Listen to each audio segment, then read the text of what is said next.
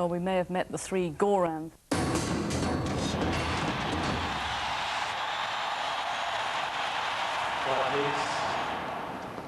Time, ready for play.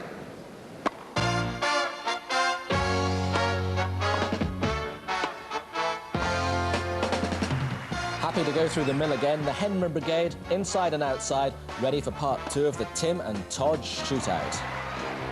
And trading punches, the first heavyweight battle of ladies singles, Jennifer and Serena.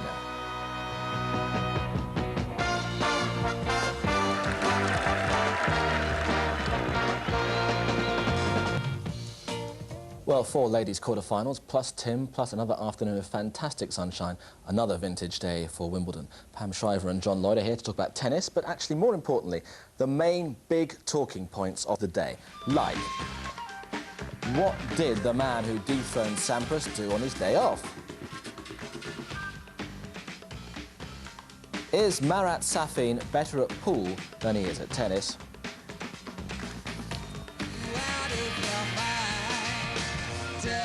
And is Robbie about to make a different sort of racket? Anyway, the story so far.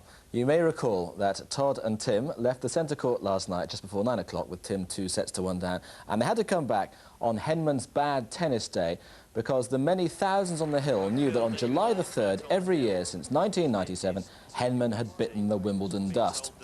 But there was no room for superstition today. Henman out of the traps like a greyhound, holding his serve with ease. So here we go with Todd Martin trying to stay on level terms, 3-2 down. Commentary from Chris Bailey, Pat Cash and John McEnroe.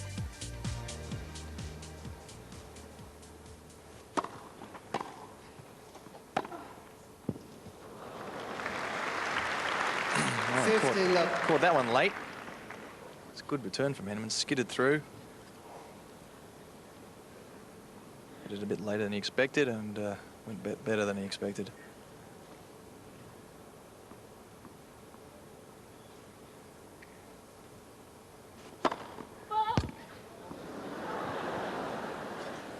Well ducked, madam.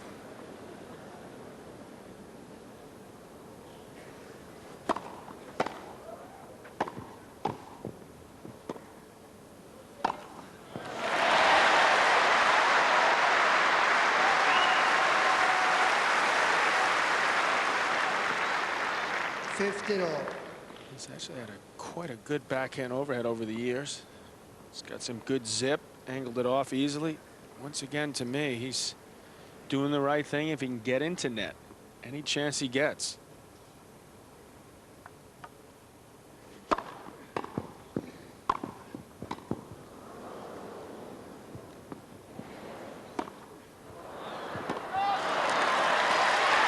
if you're playing a guy who's been known to get tight in big situations, well, that's a perfect antidote. Just go out there and put pressure on him, make him come up with the shots.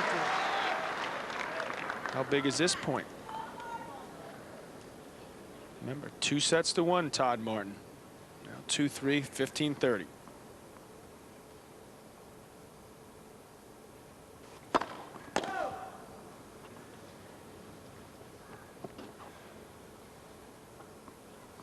Here's a time to come in, if at all possible.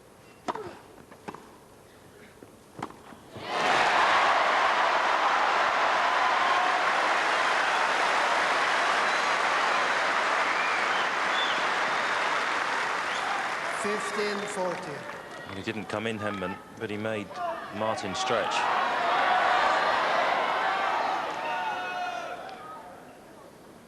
Two break points for Henman.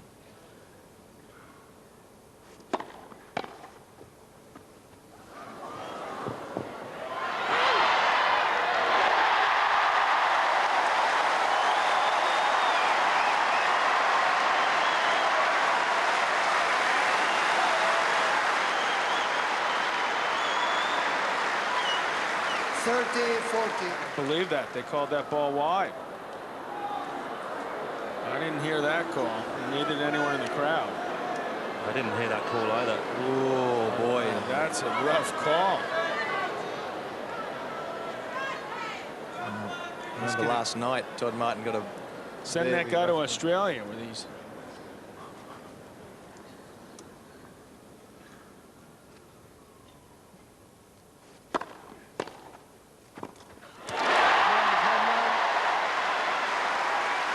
Well, that is the break for Henman.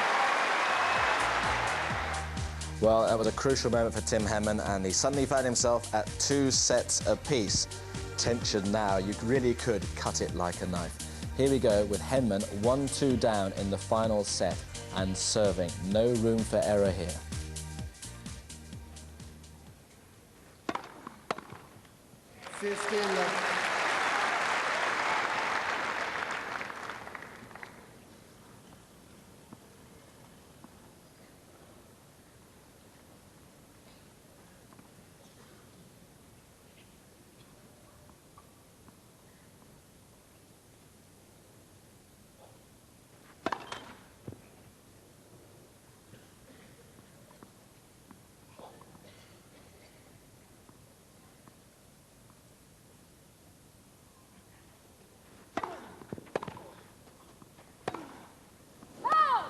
$15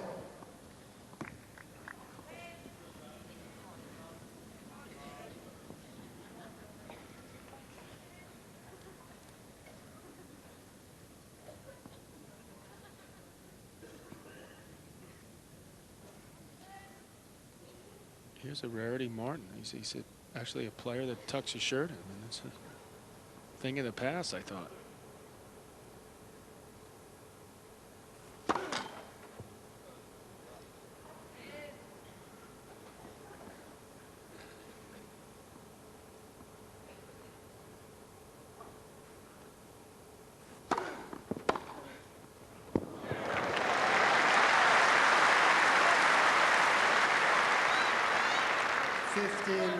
Just a shuffle across with the right foot.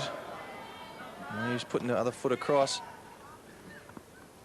And the man with a big reach just takes a nice little swing. Off it goes.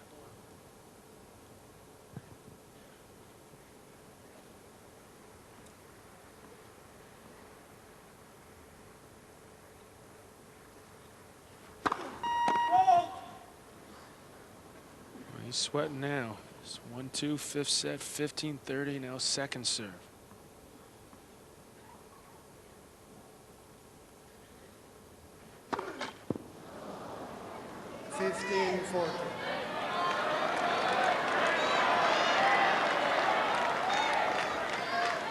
Sixth double fault from Henman. Martin with the first opportunities to snatch a break of serve.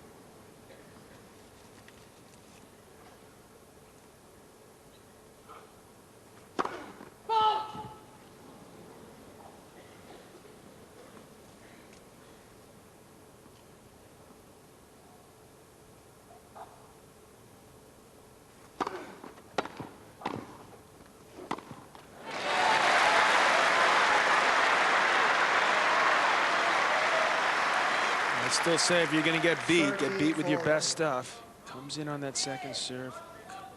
Just cannot afford, to me, mentally, to sit there in the backcourt. Too much pressure.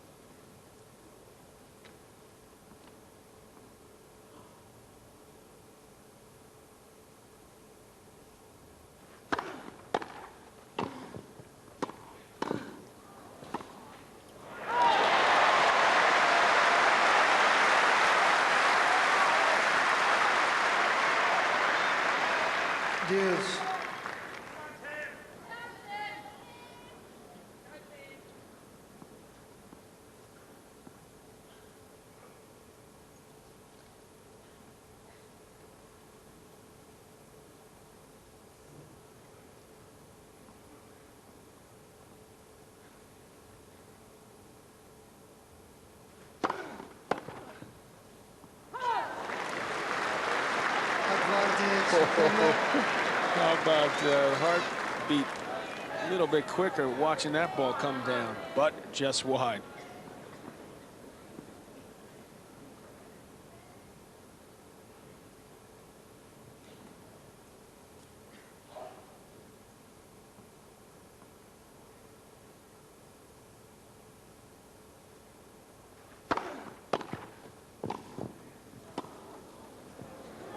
That's a big play from Henman.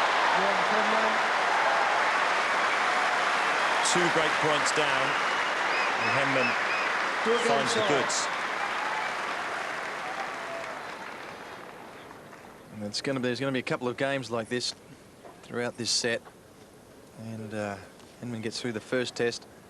I'm sure Martin will have one at some stage. And whoever gets out of it, he's going to win.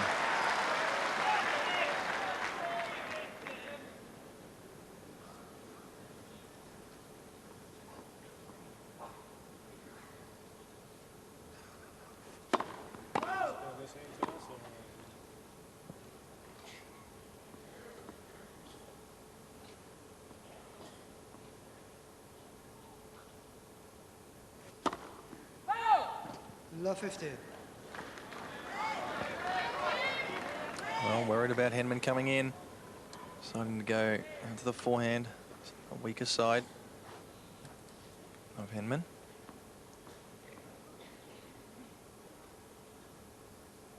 Good return. Just got it back, got it low. Love 30. 6-6. The last place you want to hit it is right where he had to. Henman takes Martin's pace. And now finds himself with a real chance at love 30.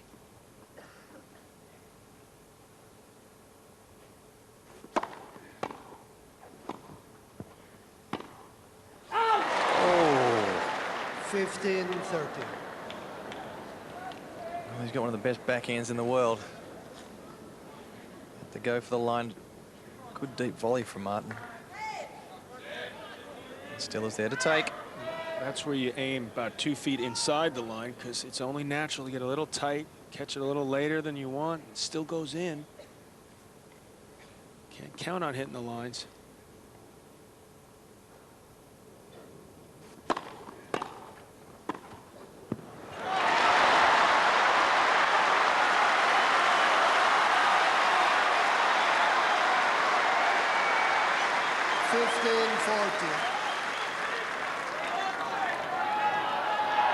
Henman was 15-40 on his last service game, dealt with the situation. Now it's the turn of Martin.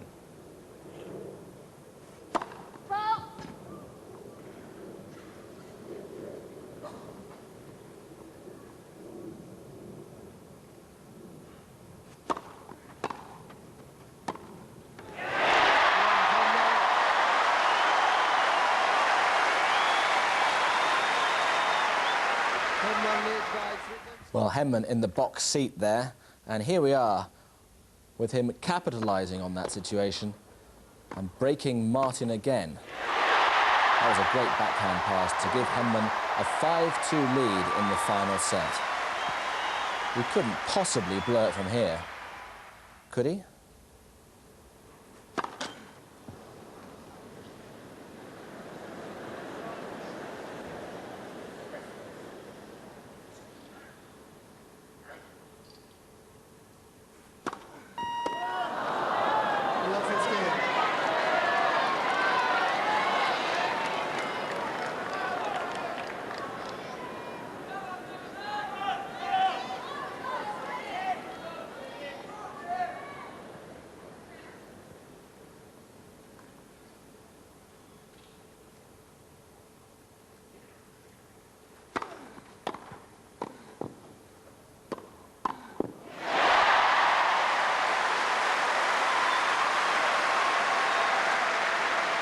Top of everything else, the sting is gone from Martin's game. There's the fans on the hill. They're a happy bunch. And again with some solid volley.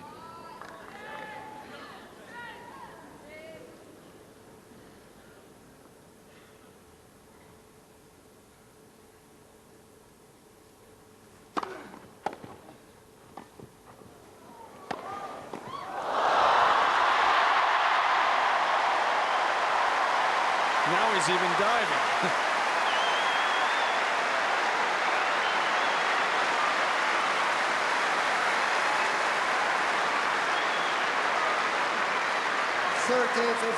That's when you know it's your day. Lay it all out.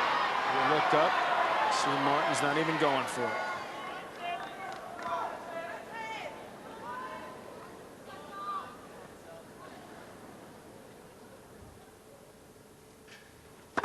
It's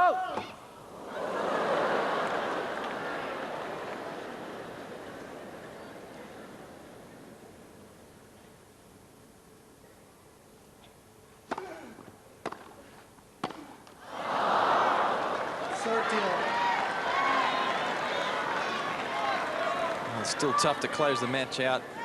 So you know your opponent, it's hurting. Just want to play a good, tough game. And of course, if you serve it in the slot, this guy can still hit the ball. As long as he can get to it, come back.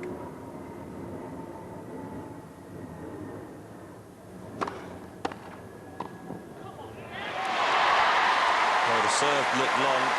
Martin's not happy at all. 40-50. No overrule from the chair.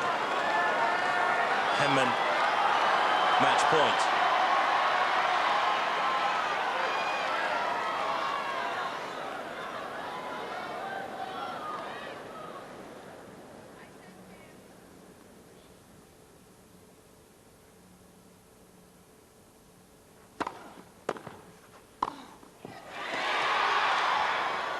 He's done it.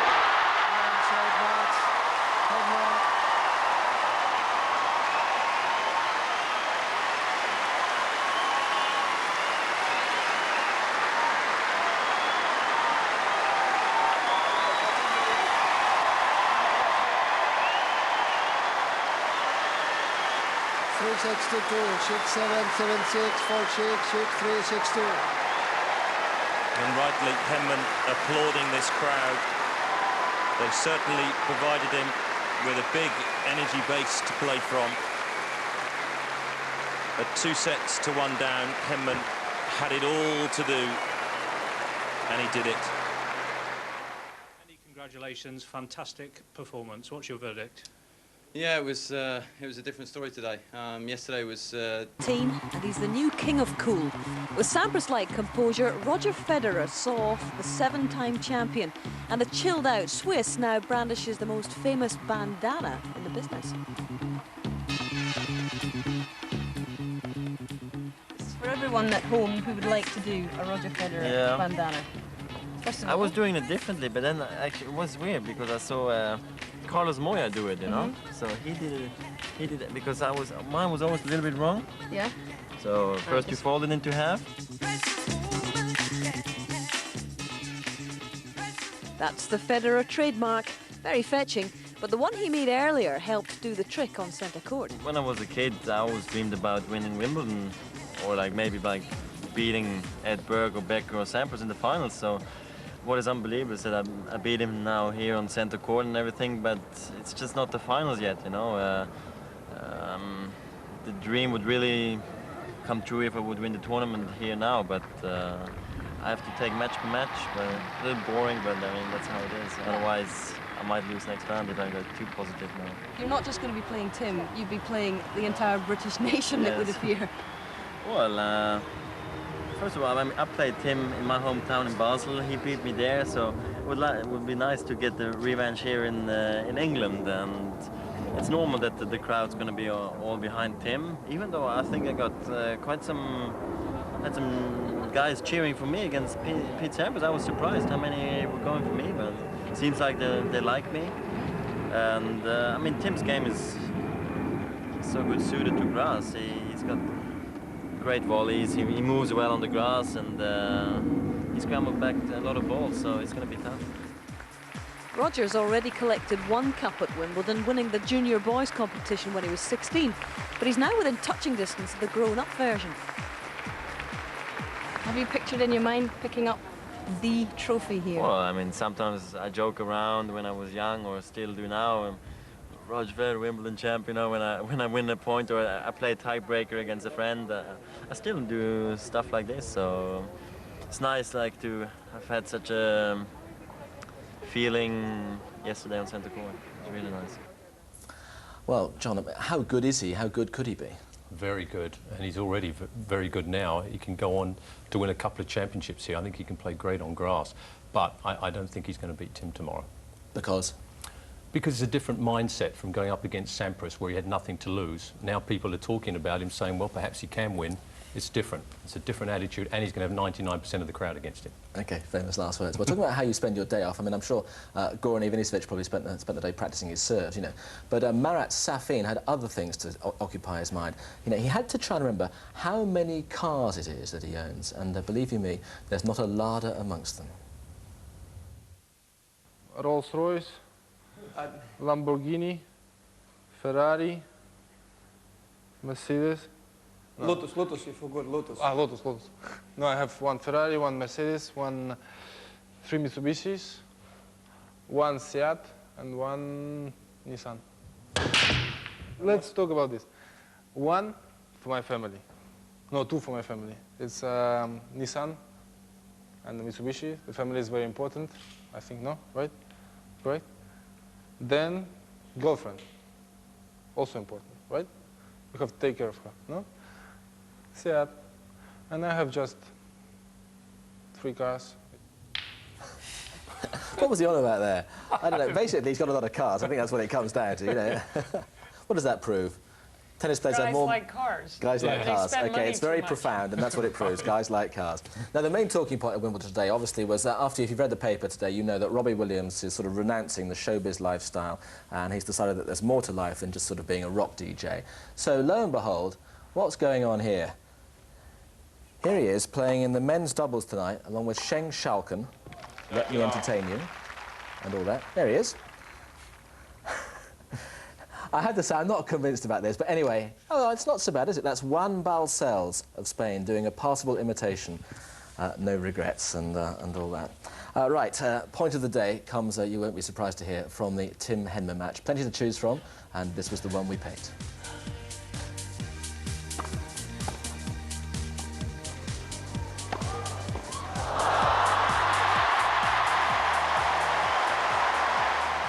Reminiscent of Becker at his finest. But there was actually a very, very close contender for the prize point of the day. It came in the ladies over 85 doubles. Anyway, no. Oh, so who's this serving? I serve underarm and I miss it, okay? I'll spoil it. Oh. See, they didn't even get it bouncing.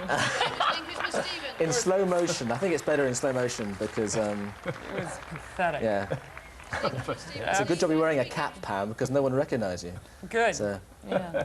Are we going to see it again? No, they don't do a replay. Oh, yes, by popular see, demand. Was, you know... That was a thunderbolt serve. Look how quickly I'm getting in. That was a yard and a half long. By the way, we were playing against Greer Stevenson and Katerina Lindquist. I was playing Virginia Wade. I think we should distribute the wealth there. Result? We lost 6-3, 7-5, although my serve did get better and I held serve a couple times. My first match in 3 years. Yes. And enough on my tennis. OK, here's the order of play for tomorrow. On centre court, Safin against Ivanisevic, Federer against Henman, and on court 1 it's Enquist against Rafter, Escudé against Agassi. Let's start with those 2 matches on centre court tomorrow. I mean, they're both pretty hard to call, although you're very bullish about Tim Henman. What about Safin against Ivanisevic, first of all? Pam, how do you see that one?